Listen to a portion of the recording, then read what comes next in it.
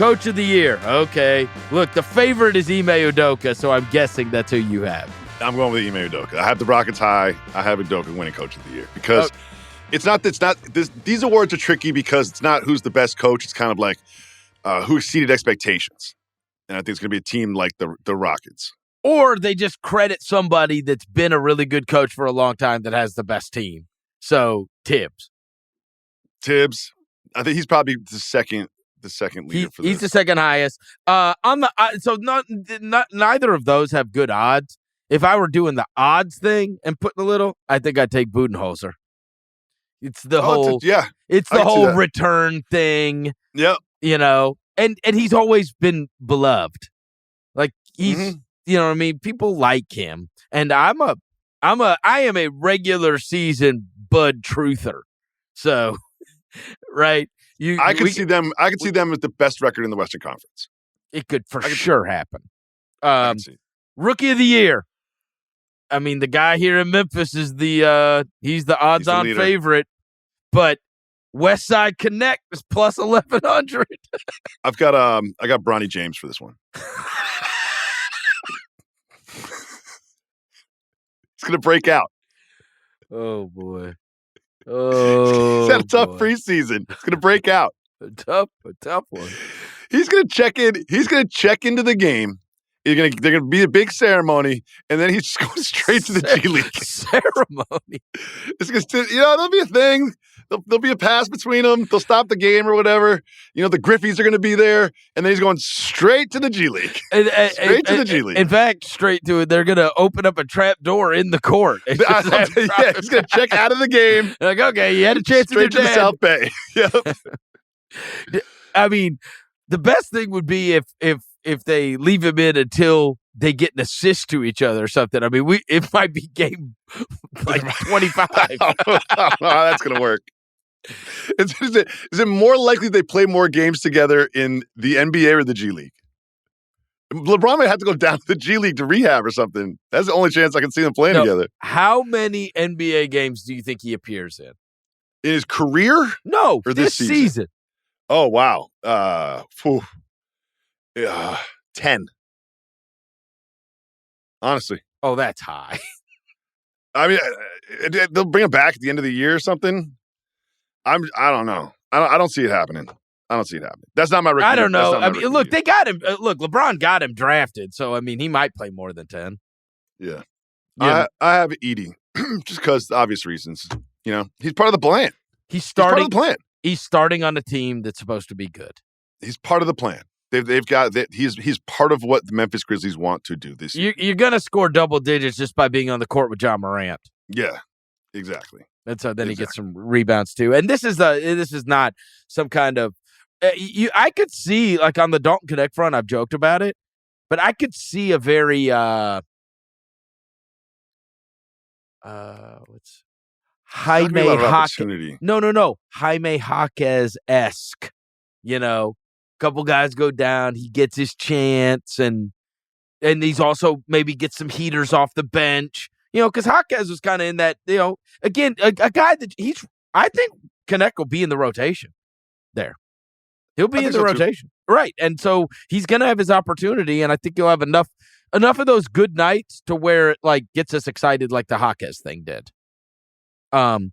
Reed Shepherd, who's on your beloved Houston Rockets, just not enough opportunity. No. That ball's going to be in Jalen Green's hand. It is. Totally fair. Sixth man of the year. This was impossible. Well, this is hard because there's so many different starting lineups. And if someone's good enough to be sixth man of the year, they're probably good enough to start. So you don't really know if they might start so much that they won't qualify.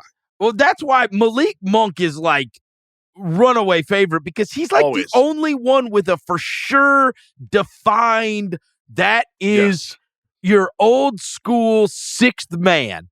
Here's the way we think about it, the way we thought about Lou Williams, the way we thought about Jamal Crawford, to come off the bench, get buckets. I guess Ben Matherin kind of falls in that. Your guy DiVincenzo could be this. I think he's going to start a bench. He's going to start a lot of games. Do you know who I have for this? Aforementioned Jaime Jaquez. Jaime Jaquez. One thing I love about him is certain players. He played 4 years in college. We all watched him in the tournament with UCLA. He just kind of came into the league like ready-made. You know, we're always talking about the potential of a guy like Kuminga or whatever. Hawkins came in the league and started getting buckets. His game translates. Yeah, I've been reading some stuff about him. He's been eating organic all off season, working on his jump shot. You have to be on a good team too. You have to be on a good team. Mm-hmm. You know, so I think if I were again just odds teaming up with the player, I think I'd say Bobby Portis, because I think Milwaukee will be really good, and I do think he might have an outsized role with them.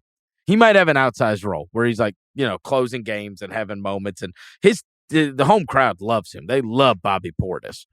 All right, defensive player of the year is so far and away odds-on favorite is Wemby. It's over. Okay. It's over. If you were going to put – I threw down AD at 1,800 and Suggs at plus 7,000 as fun ones. I tell you this. I love if you're defense. Right about Orlando, people will be talking up Suggs. If you're right about him. So this award is tricky because some defenders are just good defenders, but they don't make loud defensive plays. You know what I mean? Like Suggs will just sort of like shut you down for the night, but it's not highlight shot blocks or these sort of like loud defensive plays, the look at me, Pat Bev stuff. You know what I mean? He's got some antics though. He'll chase you down and he does a lot of fist pumping and he's a fiery guy. Mm-hmm. So he will do that at least. It's Wemby, though. Wemby's going to get a million blocks. Wemby already has 150 blocks. I haven't even started the season hasn't even started. And then MVP, the odds-on favorite was Luka. This one's interesting. It is interesting. So I wrote down Luka plus 370. Obviously, you'd never bet that because the odds are so short.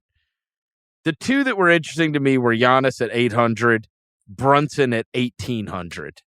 Oh God! I don't think you can underestimate the New York and LA bumps you get when you play in those markets, and the New York market especially.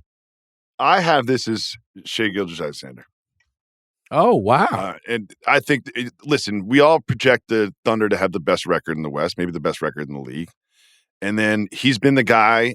Oftentimes, this award is a narrative award, and he has been close. He's been circling it. He's been around it. He's been in the voting. And I feel like if they have the best record in the league and he's putting up 30 points a game and he's their closer, I think he ends up being the MVP. Wow. When I was going through all the Oklahoma City stuff, one of the things that stood out to me was this just outrageous amount of health. Yeah. The other thing is you go through like their stats from last year, and I know that it in part because of the off the court stuff that the perception of Giddey just got destroyed. And then the on court stuff too, right? Which is like you don't have to guard him, he can't shoot. And so anybody that can't shoot is like a pariah now. But you go through and he's in the top 5 of a lot of their stats. He was the top 5 minutes guy. He was the top 5 assists. He was in the top 3 in, I think, assists and rebounds. He was their second leading rebounder. They didn't get any rebounds. He was their I know, but he was their second leading rebounder. He was their second leading assist guy. He did. I think maybe Giddey didn't get. He was a major part of that. I think that's fair. And I do think he is a better player than he has gotten credit for being since the trade. I think not that it will hurt them dramatically. I'm just saying. I think Hardenstein and Caruso are exactly what they needed. Those are two players that were exactly what they needed. I mean, obviously Hardenstein being healthy is going to be important. Yep. Because they need rebounding. They need rebounding. They need stops. Their rebounding numbers were shocking. They did not get any rebounds at all. None. No. None. No, you're right. But yeah, I've got SGA as the MVP.